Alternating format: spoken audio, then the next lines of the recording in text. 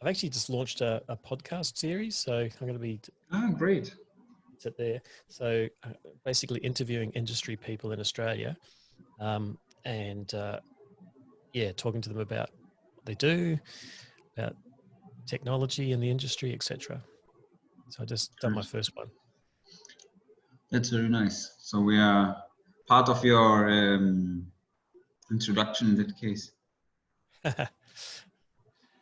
Okay, I will. You tell me when you're ready to let people enter the room. Yep, I'm ready to roll. Okay. Okay, so from my side, I will just make a very short introduction because, as I suppose that everybody already knows you, and I will just tell them again the rules. Let's say that they please write their questions in the chat, and I think that worked just fine last time, right? Yeah, it did. That was excellent. Okay. So let me admit.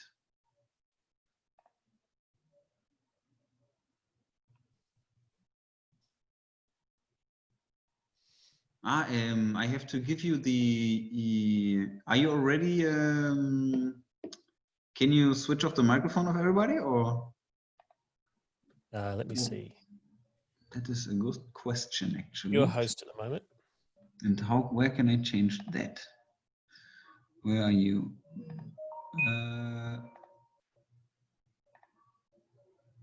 How is now? Now you have to admit everybody.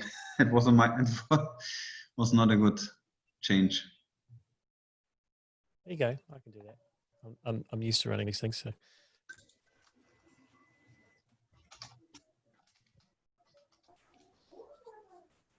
Hola a todos, hola a todos. Hola, hola. Vamos a esperar todavía un poquito porque se están en estos minutos uniendo varias personas, así que démosle unos 4 minutos más hasta las 5:05 y partamos. I just told them to wait some 4 minutes because they are arriving a lot of people right now.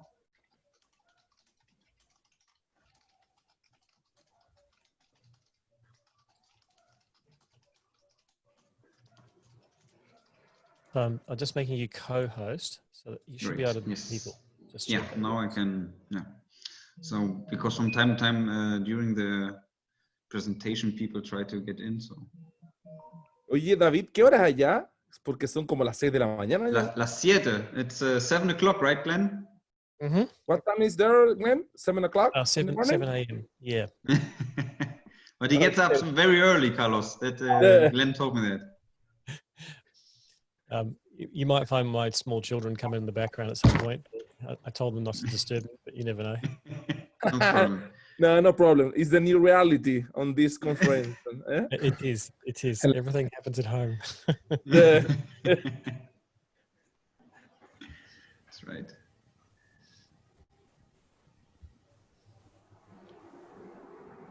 David, is Chile still in lockdown?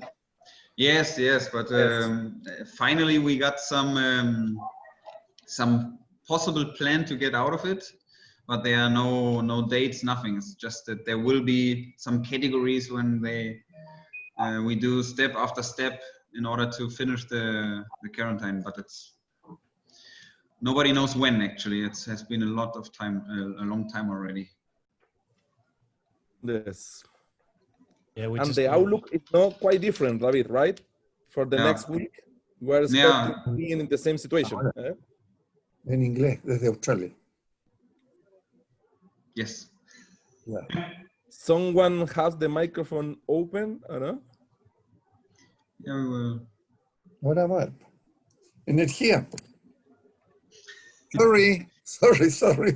Don't worry. Share your things before we switch everybody off. Your thoughts. Okay, everything is okay. Okay, great. We will just wait 1 minute and then we start.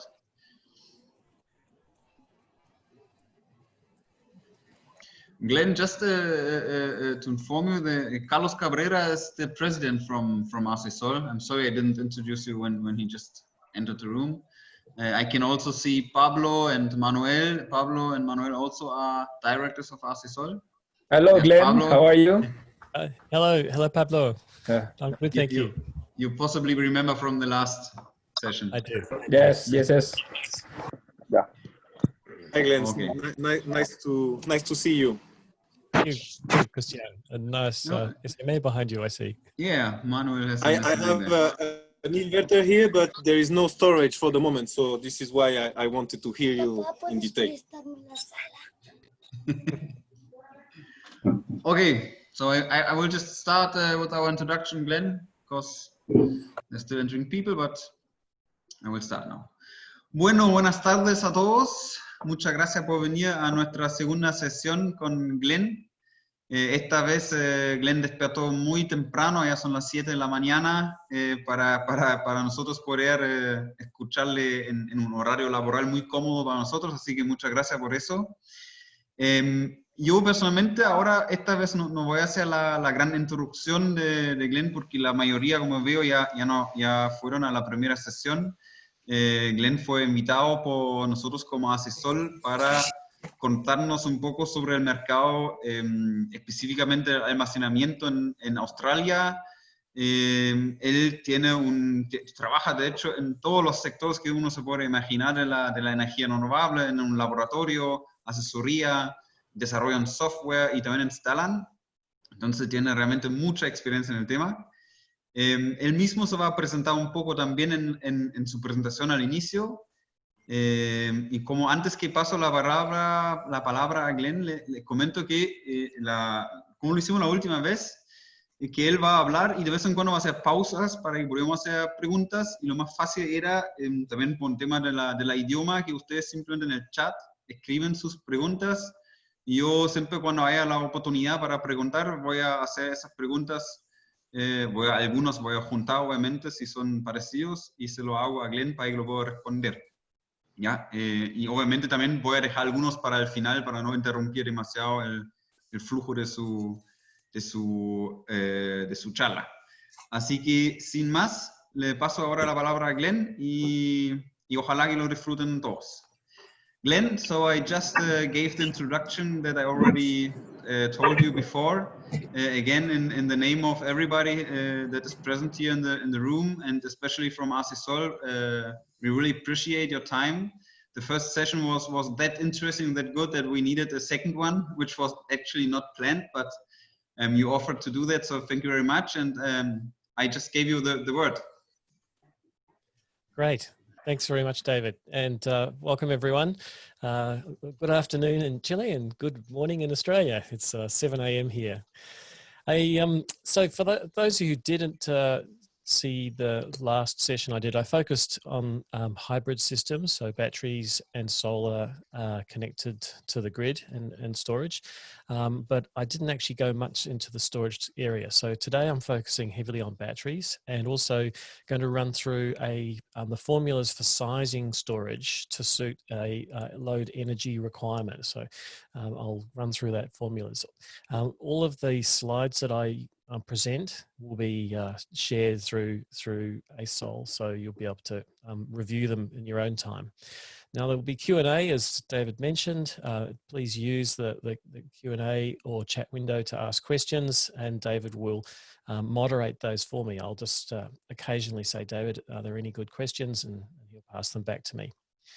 So just to launch my little screen, here we go. Start that. Let's play.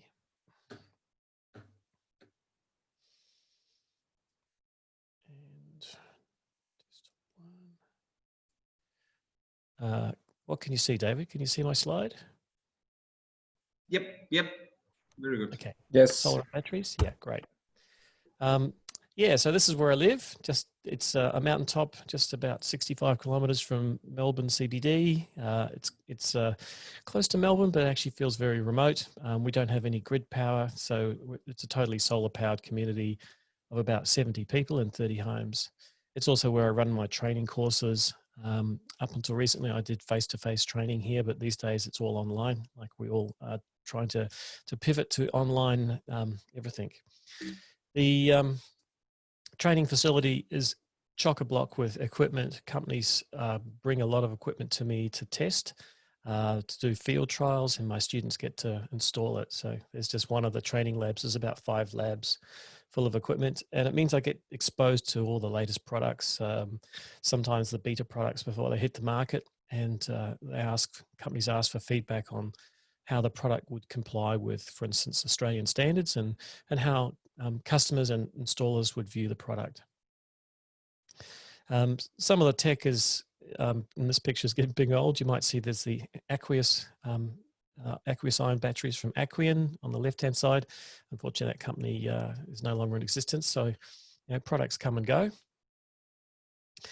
So yeah, there we are. And we also have hydro and wind on our mountaintop. You can actually see an old wind turbine to the bottom right there. But mostly it's solar. In fact, we're installing a large 70 kilowatt solar tracking system here, hopefully next month, which will boost the microgrid. So the houses are connected together as a small grid, and energy shared between them with a centralized storage system. So that's my community.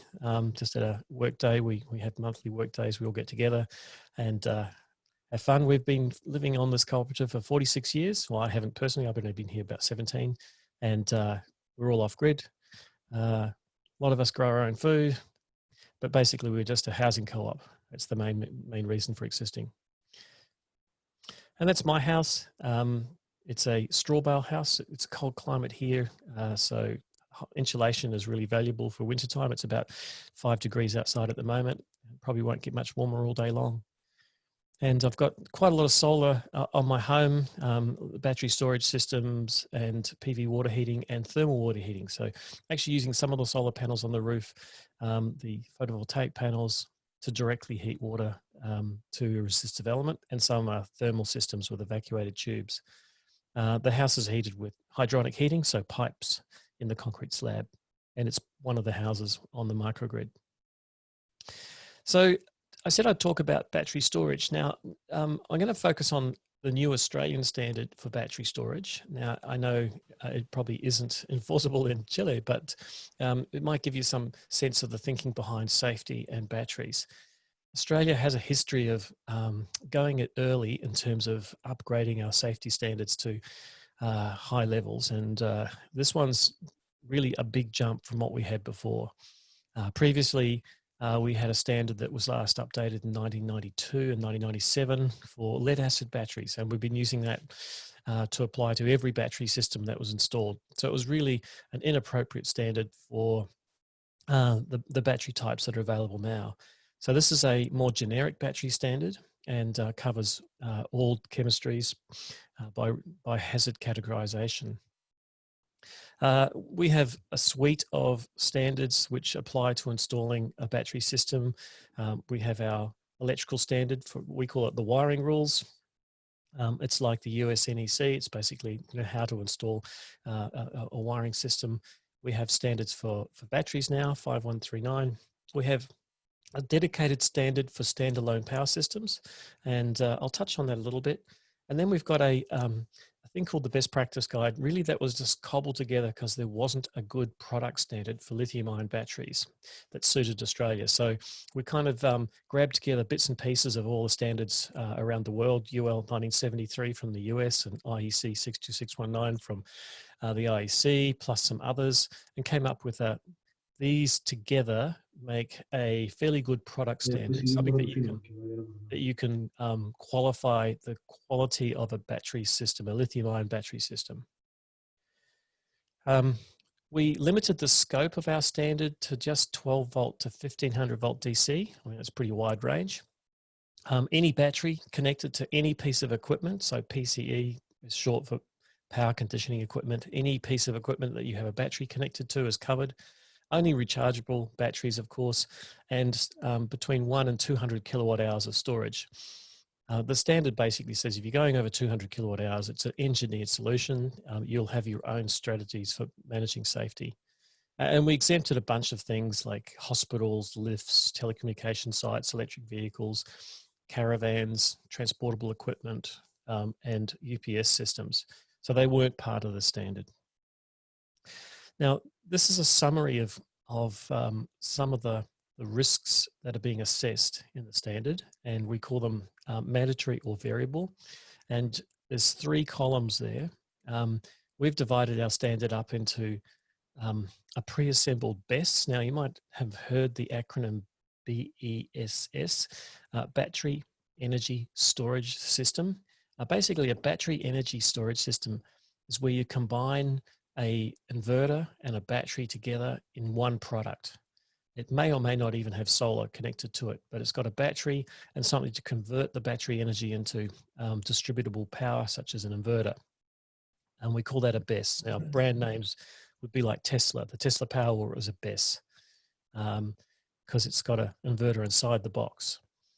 The middle column is for systems that are just a battery with whatever you want to connect to it. And so it covers batteries such as LG Chem, Resu batteries, for instance. They're just a battery. BYD, it's just a battery, but you connect to it whatever equipment you want, inverters or charge controllers. But the first 2 columns only really apply to lithium-ion batteries. So the standard was very focused on lithium-ion, and the last category was for anything else. And even the safest battery systems fall into the other category, which is actually quite arduous to meet all the compliance requirements. You might notice in brackets, I've put subs. That means how many sub clauses there are. So there's a lot of safety sub clauses for that category. And the idea is that you need to do a lot more risk assessment when you've got a battery system that doesn't have a well understood product standard or a product standard. So if you've got a new battery type that's just been invented, you have to apply a hazard matrix to it to assess it for explosion risk, chemical hazards, toxic gases, whether it has a kinetic risk, i.e. can it fall on you, but based on where it's located, etc. So we've got a whole bunch of risk categories. I think there's 7 of them there that you have to do assessments on to deem that system to be safe. This is kind of the process that someone might go through when selecting how to apply a standard. So we wrote the standard to be fairly easy to read if you choose the right section, and the section might be for BESSes, battery energy storage systems, might be for battery systems, or it might be for some other technologies that don't fit into the first 2. And so I gave an example here of a Tesla Powerwall, which would be a BESS, a battery energy storage system. The mandatory requirements are location and environment, protection against the spread of fire, and room requirements. Now, we've actually made it really hard in the standard to install a battery in a home. You can't put it in a habitable room. You can't put it in any room that people dwell in, people spend time in, like living rooms, lounges, kitchens, bathrooms. Really, the only suitable location for a home for energy storage now is a garage or a storeroom or on the outside of the building. And the reason for that is protection against the spread of fire. Battery systems, and that's why the standard is a little bit heavy-handed, are a fire risk. If they fail, they can go to thermal runaway. And because they can store a lot of energy and release it quickly, they're probably similar to a gas bottle in terms of the risk factor. And some of them even contain the source of ignition as well. They've got electricity inside them. They've got an explosive mix of chemistry that could burn, and they can sort of self-explode. So that's forced us to have a fairly strong stance on where you can install a battery storage system. Now, I've got a few more examples. I'll just skip through these. LG Chem is a battery system. It doesn't have an inverter built in. So it's got a few extra electrical hazards and a few extra mechanical and energy hazards to consider, because you've now got DC cabling, not just output being AC, because a BESS, a battery energy storage system, is just output is only AC, whereas a battery itself, its output is DC, and you've got cables to connect to it. You've got overcurrent protection devices, so there's a few more electrical hazards to consider. And the last category is for non-lithium ion batteries, so any other battery type. And because there are many other battery types, we have quite an extensive risk matrix to go through to assess the safety of it. So that's just a bit of a high-level overview of how we've applied the standard. To make it kind of a little bit simpler, I've done this table on suitable locations for the 3 categories. So section 4 is the all-in-one solution, a battery energy storage system that's compliant to what we call the best practice guide, that collection of product standards that we've put together. And you'll see that in none of the categories can you install a battery system inside a habitable room. But a BESS can go underneath the floors of a habitable room, can go inside a garage, and jokingly I say in a bunker in the garden, because some people were saying, oh, there's nowhere we could put a battery anymore in a home, it'll have to be in a bunker in the garden. Well, that's always a safe choice. For battery systems, much the same. So batteries that are lithium-ion batteries compliant to the best practice guide, pretty much the same in terms of location. But you'll see the category 6, which actually includes lead acid batteries, funnily enough. They fall into the difficult category and really only are outside the building, not inside a building containing habitable rooms. So it's made it pretty tough for lead acid batteries now to be installed in or associated with a home. Overcurrent protection, of course, once you've got a battery system that's supplying DC current to a load or to a charge controller or inverter, you have to consider overcurrent protection requirements. There's a picture from my lab of a Victron system with the lithium-ion Simplify batteries. The requirement is that you have overcurrent protection in both poles and that they operate in unison. So you can't have separate fuses, one for the positive and one for the negative. They both need to operate together. And that the switching device needs to be IP rated appropriately for indoors or outdoors. And also we've introduced these new categories of risk based on voltage. Now, previously we deemed anything that's under 120 volts DC as being extra low voltage in our electrical standards. And extra low voltage was kind of a demarcation mark between whether you need to be a licensed electrician or whether you could just be a suitably competent person. But we've lowered those bars. Now, basically, anything over 60 volts is deemed to be a risk, and therefore licensed electrical work. And anything over 120 volts is even higher risk. So DC presents different risk factors, arcing being the big one. It's not all about electric shock, and arcing can lead to fire and burns. The port classification on products has also been introduced. That means when you connect a battery to a device like an inverter or a charge controller, the highest voltage of any port on that device determines its classification. Now, what that has meant is you might have a 12-volt car battery connected to, let's say, a little charge controller, and that little charge controller has 3 or 4 panels connected to it, which actually gets up over 120 volts, even over 60 volts. It's now the highest voltage present is the PV, and we deem the whole product now to be licensed electrical work because of lack of isolation between the battery and the PV. A charge controller, for instance, doesn't have galvanic isolation generally. So we've really toughened it up a bit in terms of licensing around installing batteries. The section 6 I mentioned is the toughest part of our standard for anything that's not a lithium-ion battery. So this is all the other chemistries, zinc bromine, flow batteries, aqueous ion batteries, lead acid, of course, molten salt batteries. I've got a lot of these here in my lab. It's amazing how many technologies that have come out recently. They all fall into the pretty tough category where you have to do a detailed risk assessment on installing them. So I want to move topic now to something known as arc flash. Now, arc flash in the AC world is well understood. There is certainly, if you're working in high voltage installations, arc flash is a very, very well-known risk, and a lot of personal protective equipment is required.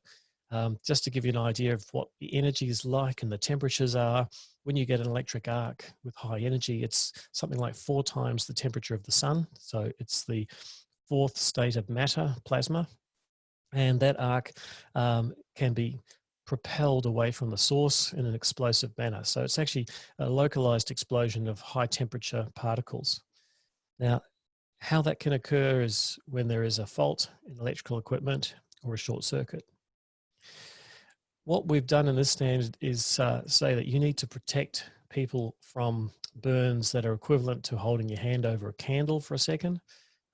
Anything that could present a risk greater than this, and that's deemed to be 1.2 cals per square centimetre, you need to introduce personal protective equipment as a requirement, whether that's the operator of the system or the installer of the system.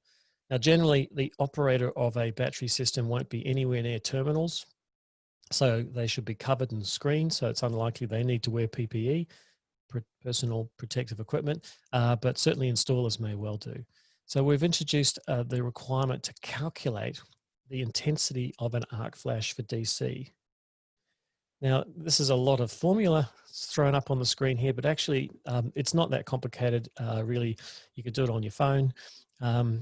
What I have done though is made a spreadsheet where you can plug in the values, you can plug in the short circuit current of the battery system voltage, and what we call the magnifying factor, whether the battery system is outdoors, in a room or in a box, and it will just give you a factor for arc flash intensity. Internet energy, sorry. So the worked example on the right-hand side here is for instance, a lead acid battery, a 48 volt, 1000 ampere lead acid battery with a prospective fault current of a bit over 11,000 amps. The arc flash energy that it could release based on this calculation is nearly 8 cal per square centimetre. And that would be quite a high level of personal protective equipment required.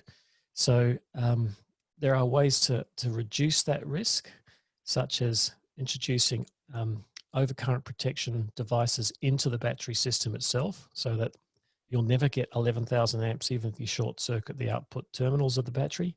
So you can have interstring fusing, for instance. But if you don't have it, you've got to consider the risk of that level of incident energy. We also calculate what they call the boundary, how far away you need to be before you're required to wear personal protective equipment, the distance factor. And it might be, a few centimeters, or it might be a few meters in a big system. And these all have to be in the signage associated with the equipment. So this is new for us. We've never actually had anything to do with DC arc flash calculations in our standards before. And it's just a recognition that battery systems are getting bigger, they're in people's homes, and the industry needs to increase its safety awareness. So I'll share the spreadsheet after this presentation, so you can just use that to do your own calculations. These formulas are well-known formulas. They're not something we've invented. It's just the basic science behind arc flash. So here's an example of a system. Actually, it's one I designed for a customer. This system here would have quite an intense arc flash because it's a 120 volt system, but we put mid-string fusing in it so that even though it's a 120 volt lead acid battery system, in the middle of the bank at the 60 volt mark, there is an overcurrent protection device to limit the fault current of the battery system. So that's one way of reducing the arc fault intensity.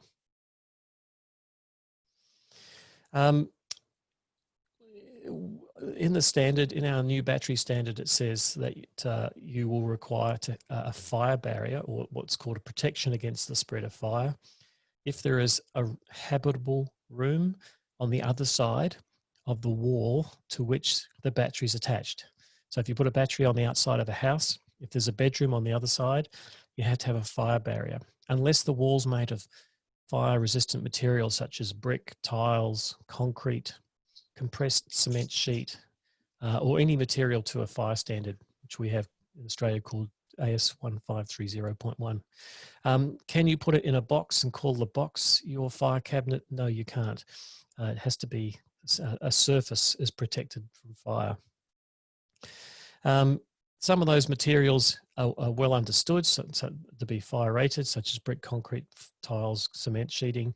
But there are some materials that meet a similar level of resistance that you could use. So if you can find a product to do that, you can apply that to the wall as well.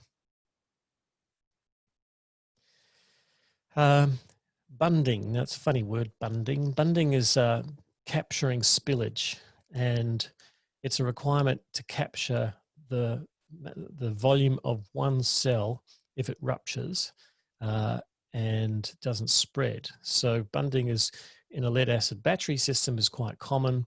Certainly old flooded lead acid batteries often had trays underneath them so that if one cell cracked, the acid would be captured in the tray. It's a bit more challenging when your battery system is basically one big liquid container. So I've got a picture here of a flow battery.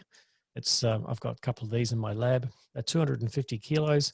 There's about 200 liters of zinc bromine inside them. That means you've got to capture 200 liters of spillage if the case was to crack. So that's really just to prevent hazardous or toxic chemicals spreading or corrosive chemicals spreading as a result of a spillage. Risk assessment, I mentioned that before. In our standard, we have a sample risk assessment strategy. So this is becoming pretty normal in any workplace, is to do risk assessments for whatever activity you're undertaking. Installing battery systems presents its own types of risks. So we've got a more detailed and specific risk assessment strategy for battery systems.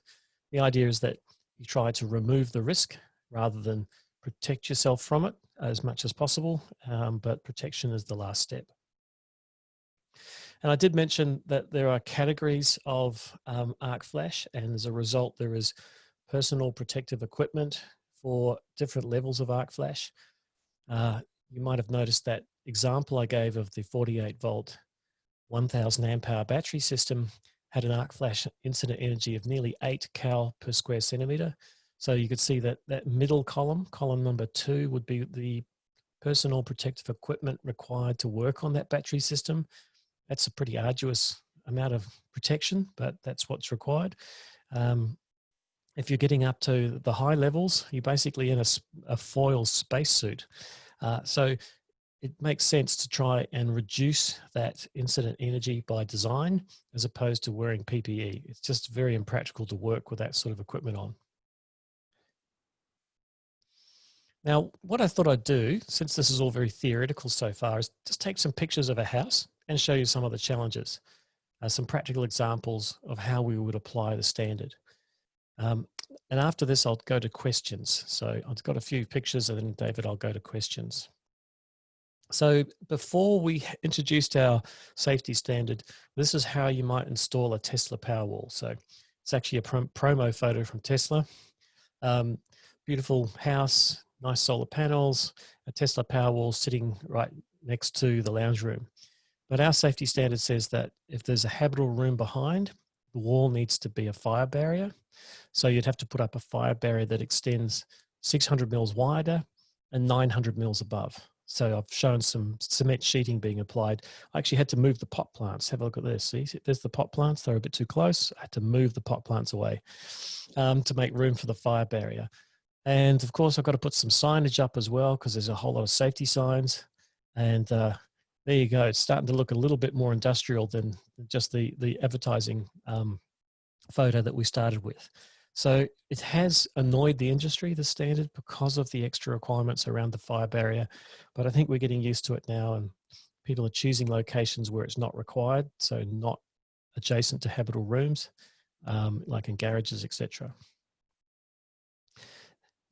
We also acknowledge that if you move the battery system away from a wall, that also reduces the risk. So any freestanding battery that's more than 300 millimeters from a wall is not requiring a fire barrier. So there's an example, though that's indoors, but if that was outdoors, that's a freestanding S. It's got a battery, an inverter, and control systems in the box there. So there's that 300 mil clearance away from a wall, so no fire barrier required. I call it the get out of jail free card, because if you can move your battery away from the wall, you don't have to build a great big barrier. So this is a picture of the back of my house, and I've got a alpha ESS system there.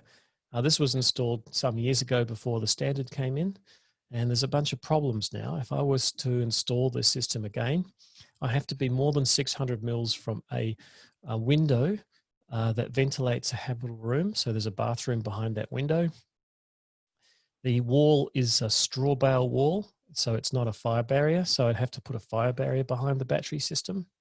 So even though the location suited me because it's on the south side or the shaded side of the house, it doesn't suit the standard in terms of clearances from windows, doors, and fire barrier. What about down the side of the house? On the right-hand side of this picture where the car is, you can't put a battery system underneath a window. So really there's nowhere along that wall that I could put a battery system. And you also have to protect it from impact, from such as from vehicles. So because it's a driveway, that wouldn't be practical either. What about clearances in front of a battery system? We say that you need 1 meter of clearance in front of a battery system if it is a exit path. That means to leave your building, if you have to walk past it, you need 1 meter of clearance in front of it. And so I've got plenty of room there, so that's not a problem, apart from the fact that the wall's not fire rated and the window's too close, but at least the clearance is plenty. But many homes, especially in Australia, are being built almost to the boundary of the property, so there's not a lot of space around the sides of the house, and therefore it's difficult to find somewhere with clearance of 1 meter after you put a battery system in. This is the view from the other side of the house. In fact, that's my PV water heating system, just out of interest. All those different products there are different PV water heating systems, the panels being on the roof above. But anyway, in terms of batteries, you're not allowed to put a battery system near other equipment. So I can't put it near the PV water heating system, near the gas bottles, near an air conditioner, a hot water tank. And I can't put them under windows. So really there's no spaces that I can see there that are really suitable. So I'm walking around my house going, where on earth can I put a battery system? Can I put it down the side of the house? Got to have that 1 meter clearance. I think I can probably just do it here. Probably. What about the front of the house? Well, it's all windows. I can't put a battery system under a window, in front of a window, or a door. So there's really nowhere on the north side of the house. So it turns out actually it's only about 1 spot in my whole house that I could put a battery system that's attached to the house. So there you go. Let's just pause for a moment and I'll just jump out of that presentation. Any questions so far, David? No, it seems you're being pretty clear, Glenn. There's there are no questions right now. Oh, okay. All right. Well, what I wanted to do is talk a bit about design and sizing of a battery storage system. Now, this is hopefully where some questions will be generated. I'm just going to bring up my iPad, so let's do that. Okay, so you should be seeing my iPad. Is it full screen?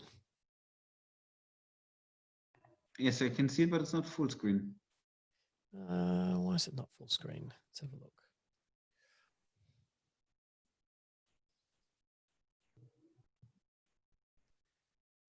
Try and make it as big as I can. Yeah, Is it fairly big? It's readable, let's say. Okay. But I can see the window on your screen. That's what we can see actually. Oh, okay. With all the slides. Oh, wait a minute. Sorry. Yes, that's right. Yep. Sorry. Technical problem there. So that's now full screen. Good. Yes. Okay. Thanks. And there's me up in the corner. So this is what I call a dummy's guide to sizing a solar and battery storage system. It's actually based on an engineering standard in Australia called AS 4509.2, which is the standard for designing a standalone power system. I used to teach that at technical colleges. There's something like 16 pages of formulas associated with designing a solar and battery storage system. In that standard, but what I've done is dumbed it down, and in a way, it's quite realistic to dumb it down because when that standard was written, batteries and solar were very expensive, and everything was about making it just big enough to do the job. But these days, the price of solar dramatically dropped. When I started doing solar, panels were about 15 Australian dollars a watt. And that was back in the early 90s. Now they're, less than 50 cents a watt Australian, and dropping. So you don't have to be quite as exact, but you still need to be able to quantify, certainly when it comes to batteries, the storage capabilities.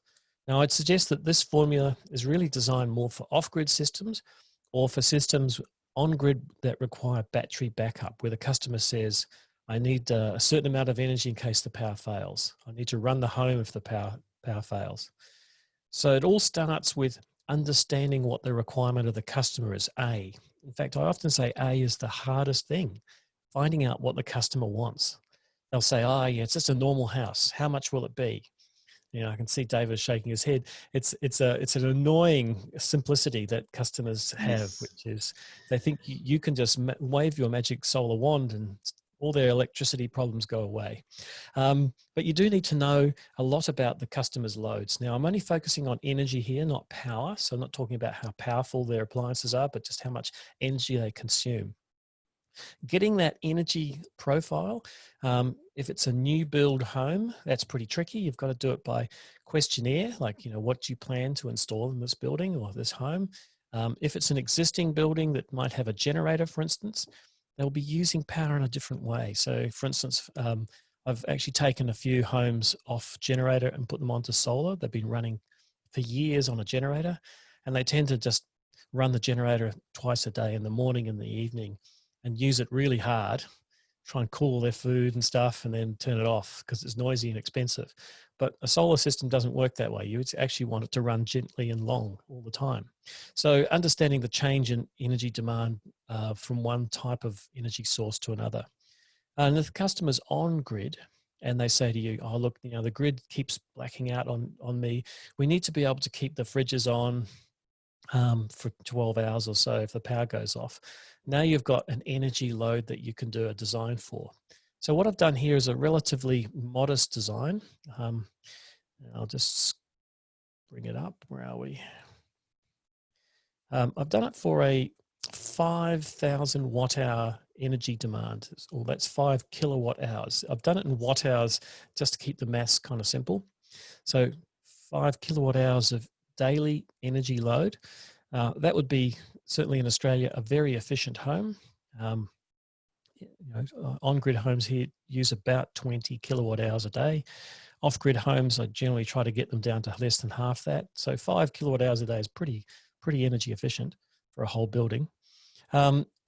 B is choosing your battery system voltage. Now, the reason for that is partly maths. You need to know what the battery system is to calculate the amp hour capacity of your battery, but also it's about the products that are available. You might think, oh, we'll put in a 12-volt inverter system. At 12 volts, the product range is more focused on recreational vehicles, camping, or very, very small systems, mainly because at 12 volts, you have very, very high current for small amounts of power. I mean, the relationship between voltage and current is Ohm's law. So as you increase the voltage, you halve the current. As you double the voltage, you halve the current. So even 5,000 watts of power from a 12-volt system is a huge amount of current. It's, like 400 amps. So raising the voltage helps manage current demand from a battery system and the size of your cables, the size of your protection equipment.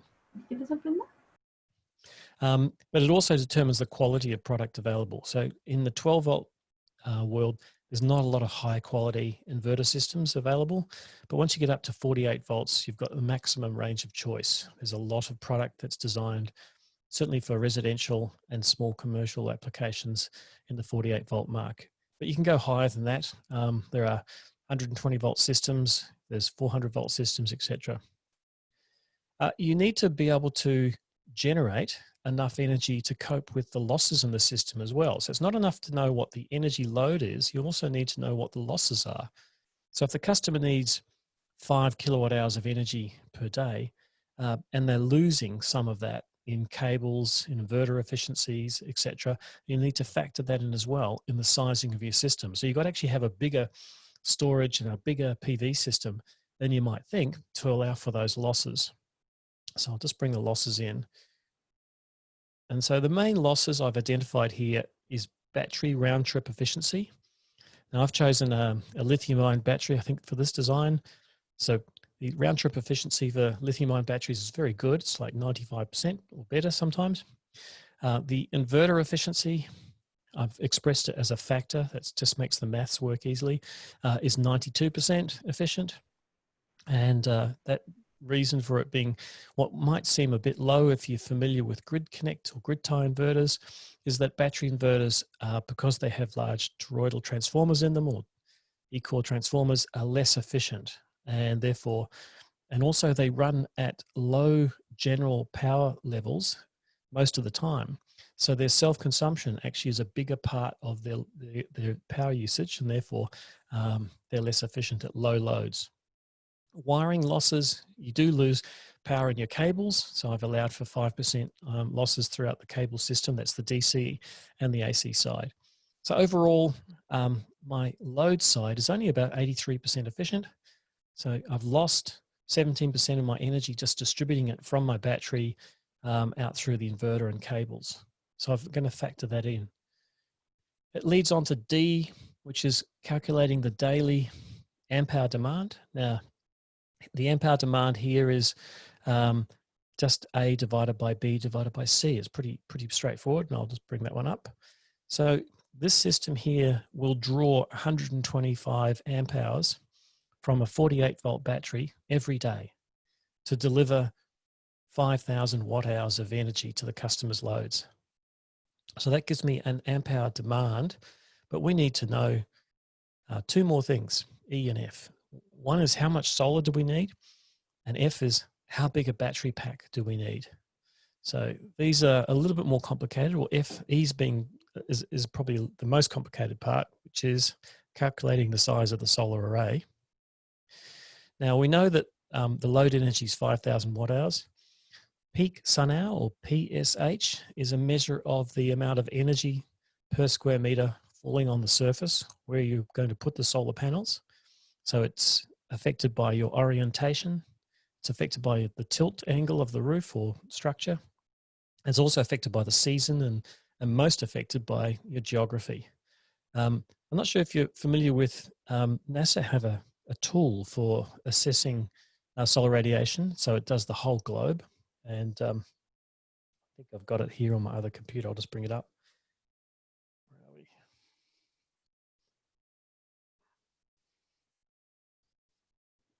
No, it's on. I've got too many computers in front of me.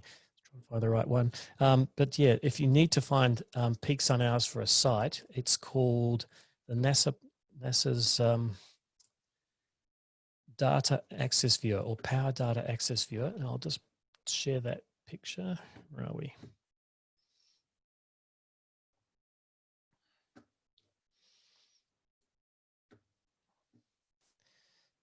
Okay, you can see me, but you can't see the picture yet. David, are you familiar with this site I'm talking about here? I'm bringing it up now. No. Okay, so it's power.larc.nasa.gov. They used to have another tool long ago, or not that long ago, up until a few years ago, which hadn't been updated since the 1980s, and it was a terrible web page, but it actually had the data, so it was actually quite easy to get the data out of it. This is a bit more pictorially orientated. So you just put a dot where you're interested in, and then you can generate the solar radiation data for that site. So it's quite useful as a tool, but it only gives equator-facing performance and horizontal axis performance. So if your panels aren't facing towards the equator or aren't horizontal, then it's something else. So it's not quite as useful as it could be. So I'll just stop sharing that.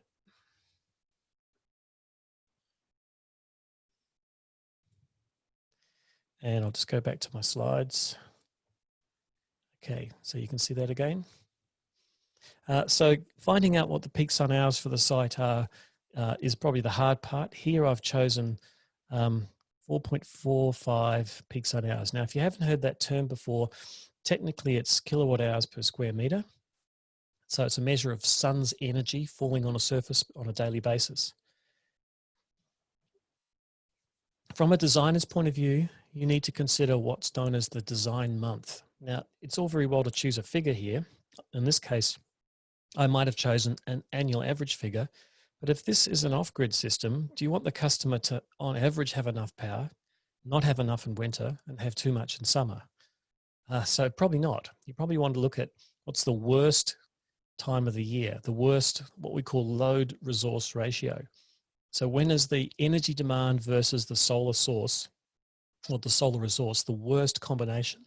That's going to be your design month. Typically for a residence in Southern Australia, it's wintertime, but if you're in the tropical zone, it's probably summertime if you have air conditioning. So you've got to find out when the worst ratio of the sun's energy to the load's requirements are and use that for your peak sun hours. Then we have what's known as the PV system or subsystem efficiency factor. Now, it's not the efficiency of the solar panel at converting sun's energy. It's not, because if you've got a 300 watt panel, it's a 300 watt panel. It doesn't actually matter what the efficiency is of that panel. It'll still produce 300 watts under standard test conditions. But what you need to know is, of that 300 watts that it's supposed to produce, how much do you actually get out of it when it warms up, after it's lost some power through cables, after it's passed through a solar inverter, and after the panels have got a bit dirty. That's what we call the subsystem efficiency of the PV generation system. The biggest loss generally is thermal. So as panels heat up, they lose about 0.4% of their power for every degree they heat up. It's fairly linear, or it's very linear, and therefore we need to accommodate that loss in our design. So now you actually need to know something about the temperature of the site for the design month. Now I've chosen wintertime here for my design, so it's cold, which helps. The thermal losses are quite small. But if it was summertime, the thermal losses might be 10 or 15%.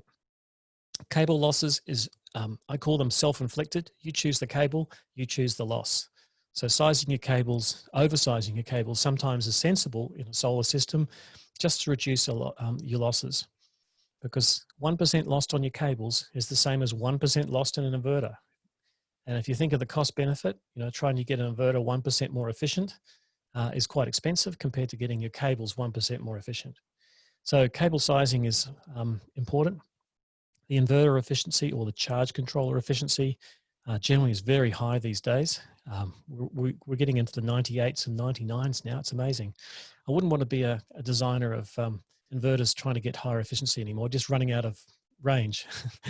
And then you've got this thing called DD, dust and dirt. It's just to acknowledge the fact that solar panels aren't always perfectly clean, and you'll lose some of their production due to dust and dirt. There is no special number for that. You just have to make a call on how likely those panels are to be dirty and how much loss there is. I always put something in for dust and dirt. You never have continuously perfect clean panels. So I put in 5% loss for dust and dirt. Now that gives me an overall PV system efficiency factor of 83.5%. So I divide those from the energy demand, I divide it through the peak sun hours, the PV efficiency losses and the load efficiency losses, and bingo, it tells me how much solar I need. So I need 1.6 kilowatts of panels. So the little P means the rated power of a panel, or the peak watt rating of a panel. So surprisingly, only 1.6 kilowatts of panels required for this design, though it is a moderately sized system, and it is a very sunny location that I've chosen here. So last step, and I'll go to questions, is sizing the battery.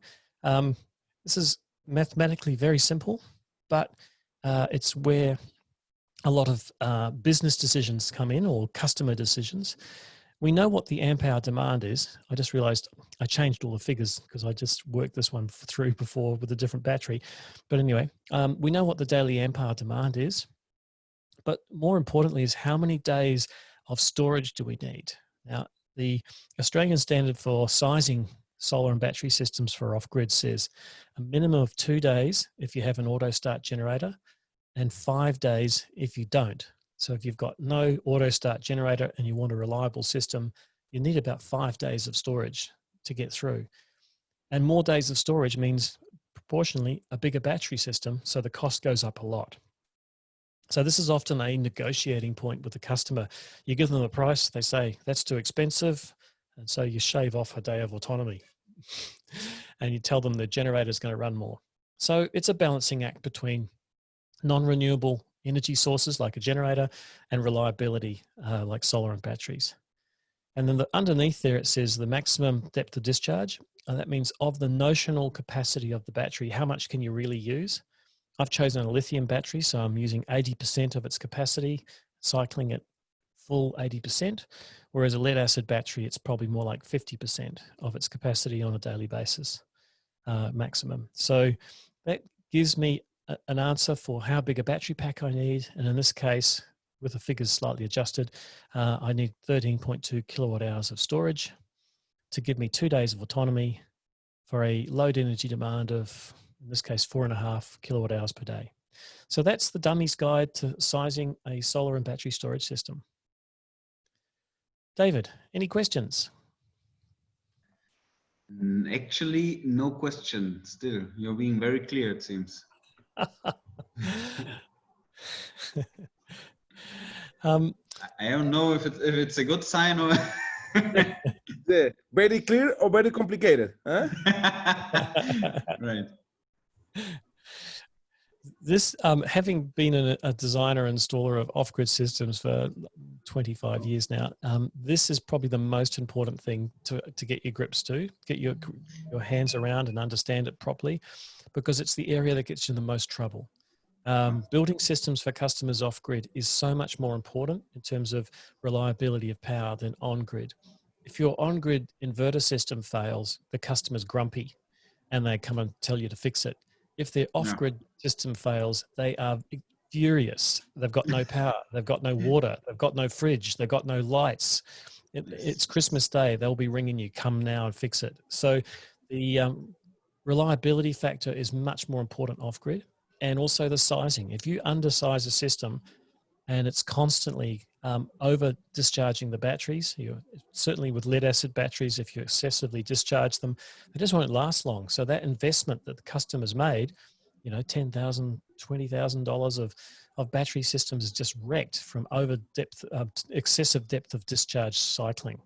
And so you probably end up in court because that system's just failed prematurely. Yeah. Glenn, just got a question here. Yep. It's not really related to the designing of the storage. It's more a general question about if there's any rule for the form of communication between a generator and the inverter. Okay. Or control communication, I think that's what is meant. Yeah, I mean, from my experience, really, it's just 2-wire or 3-wire control, which means a voltage-free contact is supplied on the inverter side, and the generator will have an input that when it senses a voltage, it will start. And so it'll switch a contact or a relay on the inverter side. So it's not really a digital, well, it's not an analog control system. It's purely on-off. It's not providing a lot of information, but some generators have generator controllers that provide a lot of data about their fuel levels, their temperature of the water, of the engine, of the oil, etc. And that can be communicated back to whatever monitoring equipment you've got, and that's useful certainly for larger systems to manage their reliability. Okay, great, thanks.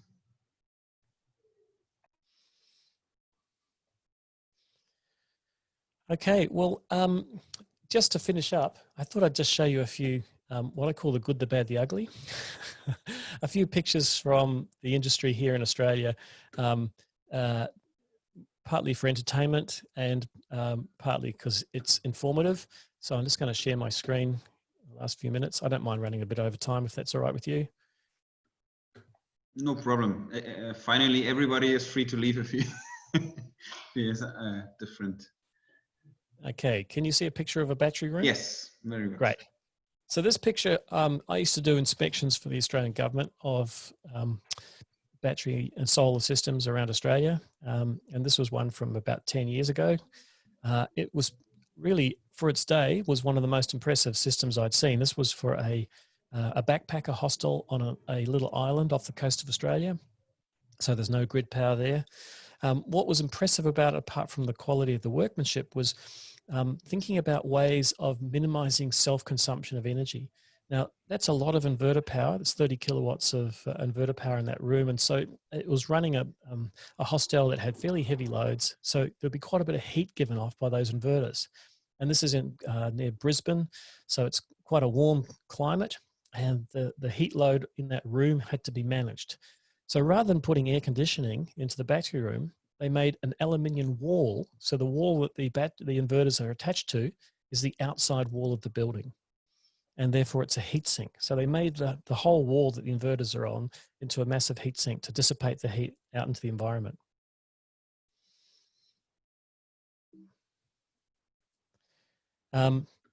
Picture of Tesla Powerwall system installed. Now, remember I talked about our standard, how we said that you can't have a battery system adjacent to a habitable room without a fire barrier. Well, what do you know? That's not a fire barrier, it's a sheet of wood. There's a bedroom behind it. And also the clearance isn't 1 meter. So what looks like a lovely install actually has some problems under our new battery standard. You can't walk past it with a meter clearance in front. This is another picture of a battery room with inverters in it. Apart from the good quality workmanship, there's a slight design problem, which is the main battery isolator, which is just above the batteries on the right-hand side of this picture, is directly above the vents of the battery. Now, these are lead acid batteries, so they vent a small amount of hydrogen and oxygen, and you can't have a spark hazard directly above the vents. So that's the main safety issue in this design. And this system here is a residential battery storage system in Melbourne. It's still under construction here in this photo. An installer sent me this picture. What they've accidentally done is provided conduits that will vent hydrogen up into the switchboard. So if you look at the corrugated conduit at the left-hand end of the battery bank, it's directly above the vents of the battery. And so hydrogen will go straight up those tubes, those conduits, into the switchboard where there's a potential of ignition. I threw this one in. Architects sometimes love solar too much, and why would you bother? This is the side of a building. The photograph's taken from the car park. It must have been an incredibly hard job to do for an incredibly small system on a great big commercial building. But sometimes solar is more about what I call greenwashing. We have solar, isn't that great? Yeah. Rather than putting it on the roof where it would work really well. Why simple when you can do it hard? Yeah, yeah. And this is kind of I've got mixed feelings about this picture. This is in the central desert of Australia, near Alice Springs in the middle of Australia. And it's a toilet block. And the toilet block is used by tourists maybe once a day, maybe 5 tourists might stop here and use this toilet block. And the PV system cost $120,000 to install for a toilet block used by 5 people once a day. And it's because the designers of the toilet block put in a pumping system to pump the waste into holding tanks that use 25 kilowatt hours a day of energy. So really this whole thing was like over-designed because of the plumbing system. And it illustrates that when you're looking at a energy system, you should do it holistically, which is look at the loads first and think of ways of reducing the load energy, rather than just putting in a PV system to run an inefficient load. Incidentally, this got stolen, this system, and they had to install it again because it's in such a remote area. So twice they installed this $120,000 system. Here's an example from Canberra, our capital, just showing a very interesting mounting system which has no attachment to the roof. So none of those panels are screwed to that roof. They're all just sitting on rails. And the principle is, and this is engineered to a wind standard, so it isn't just a homemade system, that the force of the wind actually keeps the panels on the roof. It doesn't lift them off. And they're all tied together by rails horizontally. And so the whole system is basically one big structure, or each row of panels. So that's a what they call self-ballasted system. It means it doesn't need any attachment to the building, and it solves some of the problems with warranties. When the building is new, you may not be allowed to drill holes in the roof, for instance. But there are some self-ballasted systems that aren't so good. Bit of shading from those bricks there. Yes.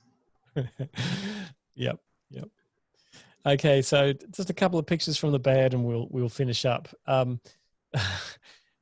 Some people haven't got a clue about how solar works, and this is this is a system installed by a qualified solar installer, not a homemade job.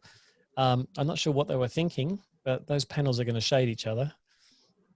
That's in Queensland. Look at the overhang there.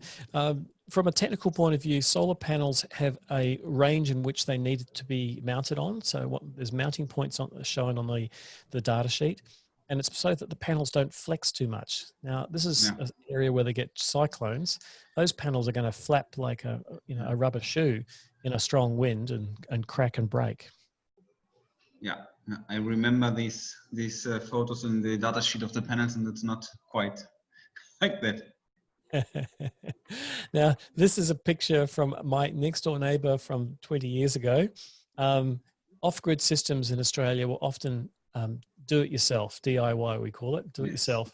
And so these were like old batteries from a telephone exchange that they'd cobbled together. So, and customers sometimes think the more batteries you have, the better. They had two solar panels, two 40-watt solar panels, lying in the grass. You had to pick them up when they mowed their lawn. That connected to this system. So basically almost all the energy of the battery was being of the solar panels was being lost in these inefficient batteries. These batteries were date stamped 1973. They were really old batteries. And sometimes you can't, you do your best to make a system safe and install where there's no fire hazards and put a fire barrier in, and then the customer just puts junk all around it. So that's pretty sad. This picture is just showing what looks like good workmanship but bad design. The battery system has got exposed terminals. So all those batteries, the lead acid batteries, have exposed terminals. If you were to put one of those pots on the wrong shelf, you would have a big spark, possibly an explosion. And there's a washing machine next to it, right? Yes, water as well. Yeah, a lot of issues there. And here someone has just got a whole bunch of what we think of as switchboard enclosures and put batteries in them and screwed them to a wall of a house.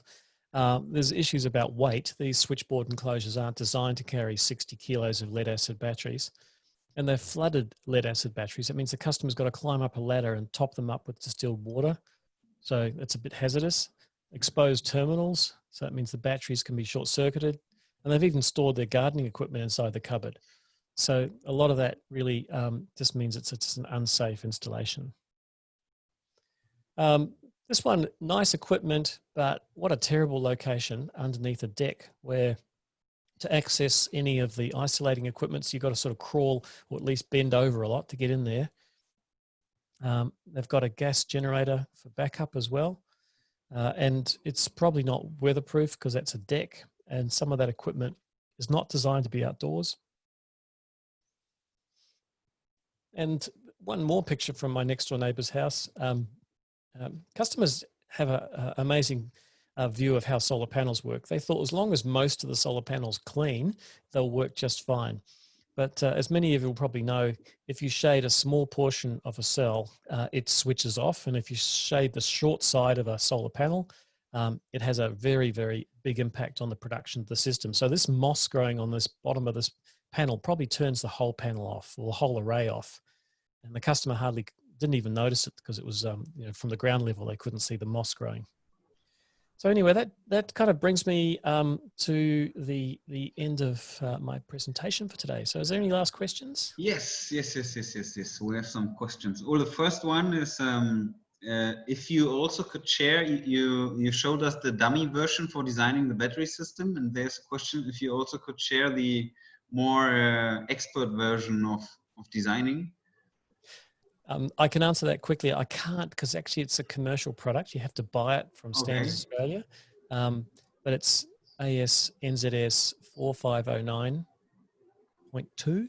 So 4509.2. You can buy it online. I think it's a couple of $100. Okay. Okay, very good. And the next question is regarding your home, where you showed us the Alpha S battery. And Christian is asking, as far as he knows, these batteries are recommended for places where you actually have an electricity grid. And he understood that you are off grid, right? And he would like to know how you make it work actually there. Yeah, I understand the question. So they are designed to work with the grid, but I have what's called a microgrid. So I generate my own small grid. There's 7 homes and about 5 labs connected to a generation grid, which is a mixture of solar and batteries and a backup 3-phase generator. And that forms a stable grid to which all the other systems parallel to. So in a way, it's still a grid connected system, that Alpha ESS, but the grid is not the utility grid, it's my grid. Okay, I think that answers the question. From my side, there's a last question. You showed us basically all the security regulation in Australia. And could you also share with us afterwards how actually the connection to the grid and how it works with the electricity grid, the battery which works on grid, on a normal on the public electricity grid? Okay, so yeah, that's probably another training session, but yeah. It's the grid interactive standard in Australia, which we call AS NZS 4777.2 is the test standard, and 0.1 is the installation standard, and it covers all your requirements. But basically, you can only install inverter systems to our public utility grid that comply with a product standard. And the product standard specifies safety features the inverter must have. When the most important ones are that they isolate when the grid is not there, so they don't become islands of generation when the power lines have fallen on the street. But they've also, now we've got such a high penetration of solar in Australia. 1 in 4 homes have solar. There's about 12 gigawatts of solar on our national grid. That we now require inverters to respond by reducing their power as the grid voltage rises. And they do that by power and also by reactive power. So those are new requirements in our grid standard to kind of make all inverters behave themselves. Okay, great. Yeah, I think that's a quite interesting point, because we are in Chile, we are just right now working on how to integrate this kind of equipment. So I think there's a very good possibility for us to learn from your experience in Australia. So if you at least could share just the document with us. I'm feeling a little, I cannot ask you again for another training session, but I think the document would be very interesting for us.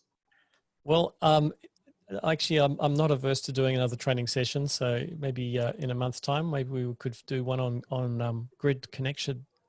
Okay, issues. Yeah, I think that would be, I think that would be very interesting. Yeah, I'm happy to. Okay, so if there are no more questions, si no hay más preguntas, no hay más preguntas, there are no questions, I think. So again, I really appreciate your time, Glenn. It was very interesting. Again, we had a lot of participants. There's no last question. Is there funding to do have in Australia? Well, it's in English actually. I don't have to translate. What kind of funding do we have in Australia to help customers to get storage? Different state-based funding schemes. So I think in Victoria, where I live, the state government will give you up to nearly $5,000 to install a storage system. In South Australia, I think it's $6,000. So yeah, there is some incentives to install battery storage as well as solar. Okay, great. Yeah, I think you also told us about the initiative in terms of taxes. I think that was no, it was not taxes. It was emission certificates. If I'm yes, emission I'm not certificates. wrong. Yeah. Yeah. Okay. So as I told you, thank you very much. We will be in touch in order to coordinate our third session. Enjoy your day. You're just starting it right now, and also the week. And well, thank you again, and we'll see you soon. Yes, pleasure. See you, David. See you, Pablo. See you, bye-bye. Thank you very much. See you, Christian. Okay. Thank you. Thank Bye, you. everyone. Bye bye. Bye. Gracias, Glenn. I see you.